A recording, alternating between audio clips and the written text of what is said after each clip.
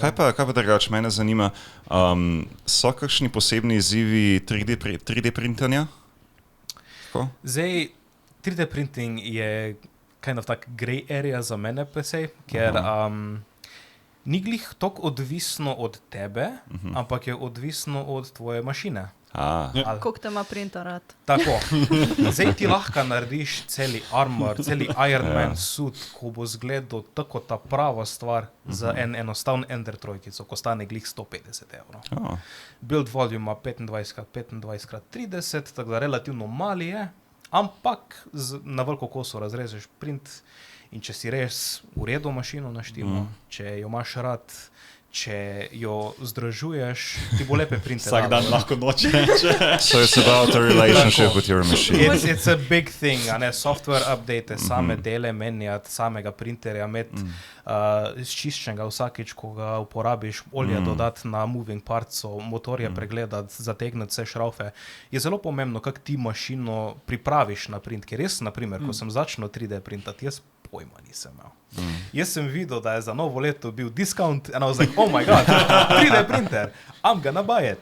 Sem ga kupil, prve par printe so bili obupne.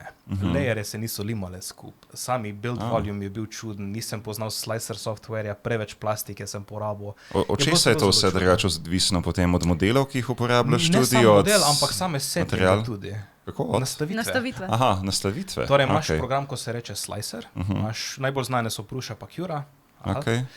In kar načeloma to naredi je, da ti konvertaš iz OBJ file, to je tisti 3D model, ga spremeniš v G-koda, ko printer lahko prebere, pa točno ve, kak, pa kaj, pa kje se nastaviti. To moraš sam pač potem. To moraš sam. In veliko tutorialov je, ampak jaz, ko sem tako hilo, sem kontaktiral en kolega, Jan, za hitri breakdown in res, ta prve par printe so bili obupne, dokler da se nisem usedel en dan, pa sem rekel, ok, zdaj pa gremo res pregledati, kaj je ta mašina, kako deluje, pa kaj vse moram narediti. Bed leveling, to je obupen del 3D printanja. Pa tudi veliko je potem tega verjetno trial and error. Trial and error. Jaz sem se na en headphone holder zanehal.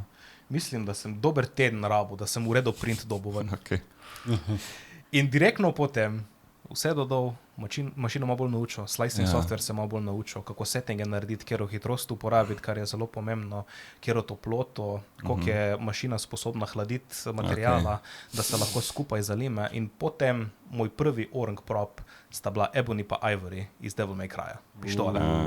In do danes jih imam in so moj najlepši print na ta printer. Ko sem ga darkoli naredil, kaj se was never the same again.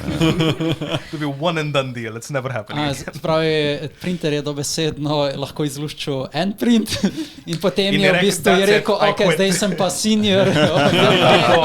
Tako. I did my thing.